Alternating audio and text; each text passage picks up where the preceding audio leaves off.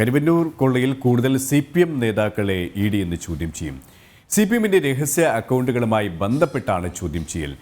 Suresh, Karuvannur bank തട്ടിപ്പുമായി ബന്ധപ്പെട്ട ഇന്ന് CPM തൃശൂർ ജില്ലാ സെക്രട്ടറി MM വർഗീസിനെ വീണ്ടും ചോദ്യം ചെയ്യുകയാണ്. ഡിസംബർ 5-ാം തീയതി EDക്ക് മുന്നിൽ ഹാജരാകാൻ സമൻസ് നൽകിയിരുന്നതാണെങ്കിലും അന്ന് നവകേരള സദസ്സുമായി ബന്ധപ്പെട്ട തിരക്കുകളുടെ പേര് പറഞ്ഞാണ് ഒഴിഞ്ഞു മാറിയത്.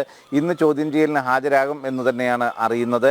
ഇവിടെ ഏറ്റവും പ്രധാനമായും അവിടുത്തെ CPM ബാങ്ക് അക്കൗണ്ടുകൾ സംബന്ധിച്ച കൂടുതൽ വിവരങ്ങൾ അറിയേണ്ടതുണ്ട്. ഇടപാടുകൾ സംബന്ധിച്ച ക്രമക്കേടുകൾ നിറഞ്ഞ ഇടപാടുകൾ സംബന്ധിച്ച കൂടുതൽ വിവരങ്ങൾ അറിയേണ്ടതുണ്ട്.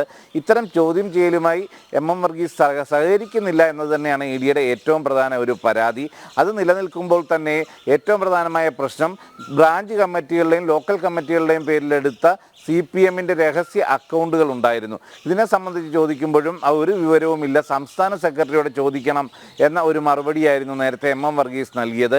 ഇത്തരം പ്രശ്നങ്ങൾ എല്ലാം നിൽക്കുമ്പോൾ തന്നെ കൃത്യമായും ബാങ്ക് രേഖകൾ, മറ്റ് ഇടപാടുകളുടെ രേഖകളെല്ലാം ഹാജരാക്കണമെന്നും ED നിർദ്ദേശം നൽകിയിരുന്നു. എന്നാൽ അത്തരത്തിലുള്ള ഒരു രേഖകളും ഹാജരാക്കാൻ ഇതുവരെയും തയ്യാറായുമില്ല. ഈ ഒരു പശ്ചാത്തലത്തിൽ ഈ രേഖകൾ പിടിച്ചെടുക്കേണ്ട ഒരു സാഹചര്യത്തിലേക്കാണ് പോകുന്നതെന്നും ED സൂചന തരുന്നുണ്ട്. ഇന്നത്തെ ചോദ്യം ചെയ്യൽ ഏറെ നിർണായകമാണെന്ന് തന്നെ നമുക്ക് വിലയിരുത്തുകയും ചെയ്യാം. ഇന്നത്തെ ചോദ്യം ചെയ്യലിലും സഹകരിക്കുന്നില്ല എങ്കിൽ വ്യക്തമായ തെളിവുകൾ മറ്റു രീതിയിൽ ശേഖരിച്ചുകൊണ്ട് അറസ്റ്റ് അടക്കമുള്ള നടപടികളിലേക്ക് നീങ്ങാനുള്ള സാധ്യതയും ഉണ്ട്. ഇതേ സാഹചര്യത്തിൽ തന്നെ കൂടുതൽ CPM നേതാക്കളെയും ചോദ്യം ചെയ്യും എന്നാണ് ED വ്യക്തമാക്കിയിട്ടുള്ളത്.